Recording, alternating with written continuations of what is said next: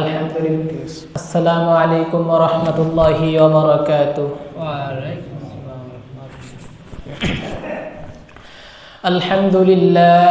আলহামদুলিল্লাহিল আকরামিল্লাযী খালাকাল ইনসানা ওয়া কাররামা ওয়া 'আল্লামাহু মিনাল বায়ানি মা লাম ইয়া'লাম ফাসুবহানাল্লাযী লা ইউহসা ইমতিনানুহু বিল লিসানি ওয়ালা বিল কলম ونشهد أن لا إله إلا الله وحده لا شريك له وأشهد أن محمدا عبد الله ورسوله إن الله وملائكته يصلون على النبي يا أيها الذين آمنوا صلوا عليه وسلموا تسليما درود إبراهيم برشاد محبتي اللهم صل على محمد وعلى آل محمد كما صليت على إبراهيم وعلى آل إبراهيم إنك حميد مجيد اللهم بارك على محمد وعلى آل محمد كما باركت على إبراهيم وعلى آل إبراهيم إنك حميد مجيد সবাই পড়ি আউযু বিল্লাহি মিনাশ শাইতানির রাজিম বিসমিল্লাহির রহমানির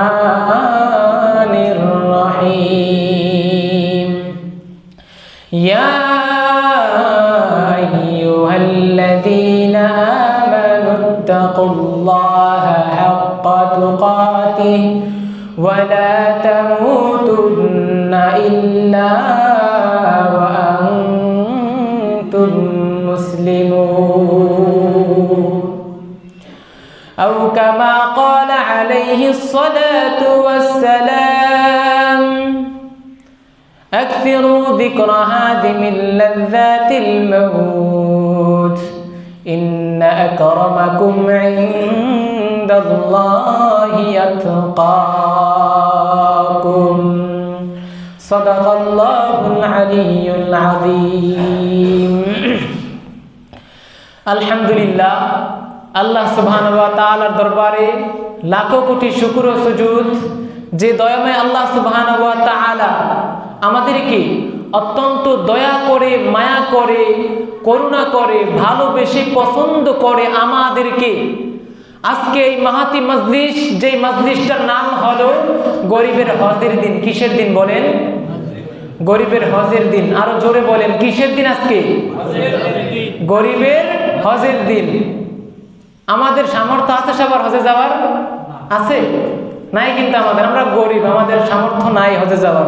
তো রাসূলুল্লাহ সাল্লাল্লাহু আলাইহি ওয়াসাল্লামের কাছে যখন জিজ্ঞেস করলেন যে ইয়া রাসূলুল্লাহ, আমাদের বাসা তো অনেক দূরে, আমরা তো অত দূরে যেতে পারবো না, আমরা কিভাবে হজ পালন করব? তখন রাসূল করিম সাল্লাল্লাহু আলাইহি ওয়াসাল্লাম বলেন, তোমাদের জন্য হজ পালন করা আরো সহজ। জোরে বলেন সুবহানাল্লাহ। তোমাদের জন্য আরো সহজ। তখন বললেন, তোমাদের জন্য প্রত্যেকটা জুমার দিন হলো পবিত্র হজের দিন। চিল্লায়া বলেন সুবহানাল্লাহ। এজন্য আমরা আসতে পেরেছি, বসতে পেরেছি, কিছু কথা বলা ও শোনার তৌফিক আমাদেরকে দান করেছেন কে? কথা বলেন, কে দান করেছেন? আল্লাহ। সে আল্লাহর দরবারে শুকরিয়াতান জ্ঞাপন করা লাগবে কি লাগবে না? চিল্লায়া বলেন লাগবে কি লাগবে না? লাগবে।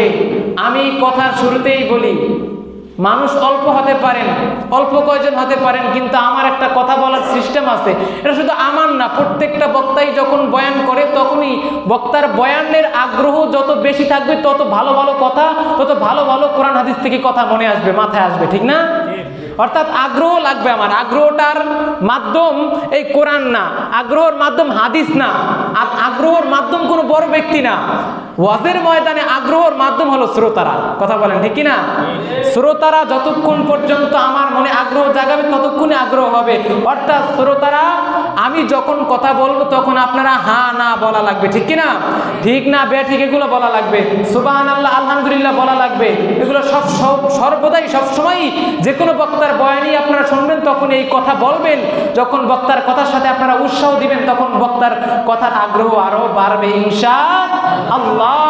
তো আল্লাহ সুবহানাহু ওয়া তাআলার দরবারে বাঘের মতো সিংহের মতো গর্জন দিয়ে আকাশ বাকাশ মুখরিত করে ঈমানের আওয়াজ দিয়ে দুটি ঠোঁট নাড়িয়ে চাড়িয়ে একবার কালিমাতু শুকর আদায় করি আলহামদুলিল্লাহ। আরো জোরে বলতে হবে, আরো জোরে, আবার চিল্লায় বলি আলহামদুলিল্লাহ। বর্তমান সময়ে এমন একটা যুগ আমাদের, যেই যুগে আমাদের এই মুসলিমদেরকে পারমাণবিক অস্ত্র দ্বারা আমাদেরকে ভয় দেখানো হয়, ঠিক কিনা?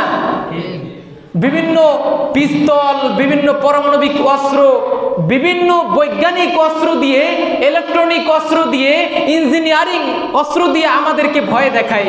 কিন্তু এই বর্তমান সময়টা এমন একটা সময়, যেই সময়টা হলো জাহিলিয়াতের যুগ।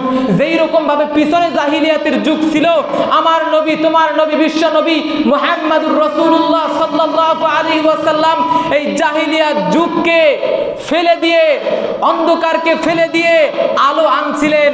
সেই যুগ এখন আবার এসেছে। অর্থাৎ এই যুগকেও আমরা হলাম মুহাম্মদের সৈনিক, আমরা হলাম খালিদ বিন ওয়ালিদের সৈনিক। আমরাও এই যুগকে, এই অন্ধকারকে ঠেলে দিয়ে, অন্ধকারকে ফেলে দিয়ে আমরাও আলো আনবো ইনশাআল্লাহ। অর্থাৎ এমন একটা যুগ আমাদের এখন, বর্তমান সময়টা কোনো পারমাণবিক অস্ত্রের দ্বারা আমাদের ভয় পাওয়া যাবে না। আমরা ভয় পাই কাকে? চিল্লায় বলেন, কাকে ভয় পাই আমরা? আল্লাহকে। অতএব আমাদেরকে ভারত ভয় দেখায়, আমাদেরকে আমেরিকা ভয় দেখায়, আমাদেরকে বিভিন্ন পশ্চিমা রাষ্ট্র ভয় দেখায়, কিন্তু ওরা ইতিহাস জানে না। ওরা ইতিহাস জানে না যে 113 জন সাহাবী কিরকম লক্ষ লক্ষ কাফের বেদিনদেরকে মেরে বিজয় লাভ করেছে, ঠিক কিনা? এই ইতিহাস ওরা জানে না। অতএব এই একমাত্র পাওয়ারটা হলো ঈমানের পাওয়ার, একমাত্র পাওয়ারটা হলো আল্লাহু আকবারের পাওয়ার, একমাত্র পাওয়ার হলো ওই আল্লাহর পাওয়ার। আল্লাহর পাওয়ার ছাড়া মাত্র 13 জন সাহাবী, মাত্র 13 জন সাহাবী, 13.5 জন সাহাবী, 313 জন সাহাবী লক্ষ লক্ষ কাফের বেদিনদের সাথে কেমনে পারলো? কেমনে পারলো? ওরা কত বড় বড় অস্ত্র, কত অস্ত্র নিয়ে আমাদের সাথে যুদ্ধ করছিল, কিন্তু আমাদের সাথে এক আল্লাহ আছে বিদায় ওরা কেউ আমাদের সাথে পারে নাই, ঠিক কিনা? কথা বলেন। তো বর্তমান সময়টা এমন একটা সময়, আমাদের ঈমান লাগবে। আমাদের ঈমান যত মজবুত হবে, আমার আল্লাহু আকবারের ধ্বনি যত বড় হবে, তত আমরা বিজয় লাভ করব।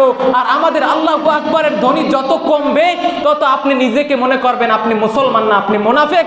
আর মুনাফিকের জন্য মুসলিম জান্নাত তো দূরের কথা, আপনার জন্য জাহান্নামের তলদেশ অবস্থান করছে, ঠিক কিনা? কথা বলেন। এই জন্য এই কথা কোন সময় বলছিলাম? আলহামদুলিল্লাহর আওয়াজ, আল্লাহু আকবারের আওয়াজ আমাদের আরো বেশি করে দিতে হবে, ঠিক কিনা? আচ্ছা, আমরা সবাই একবার আল্লাহু আকবার বলি।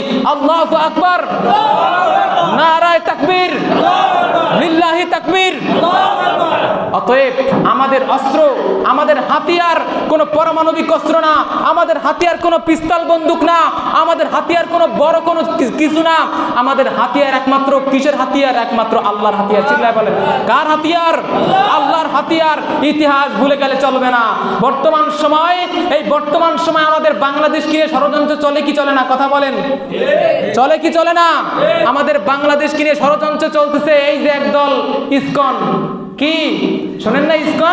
ইসকন একটা জঙ্গি সংগঠন, একটা সন্ত্রাসী সংগঠন। এই সংগঠন আমাদের মুসলিমদেরকে টার্গেট করেছে। ওরা তো ভারত তো ওদের দখলে তো আগ থেকেই আছে, এমনকি ওরা বাংলাদেশকে ওদের দখলে নিতে চায়। কথা বলেন না কেন? কিন্তু আমরা বলতে চাই আমাদের ঈমানের পাওয়ার আছে।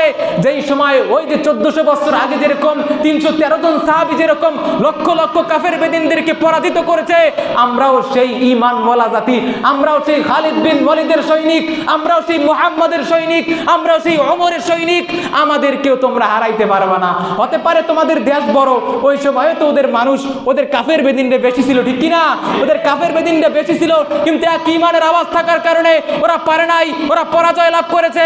আর আমরাও তো ওই সৈনিক, আমরা তো খালিদ বিন ওয়ালিদের সৈনিক, আমরা তো মুহাম্মাদের সৈনিক, আমাদেরকেও ভারত হারাতে পারবে না, ঠিক কিনা কথা বলেন? এটা সর্বদা মনে রাখতে হবে যে আমাদের সাথে আছে ঈমান, ভয় পেলে চলবে না। মুসলমান জাতি কোনো সময় ভয় পায় না, ঠিক কিনা? মুসলমানরা ভয় পায়? মুসলমানরা ভয় পায় না।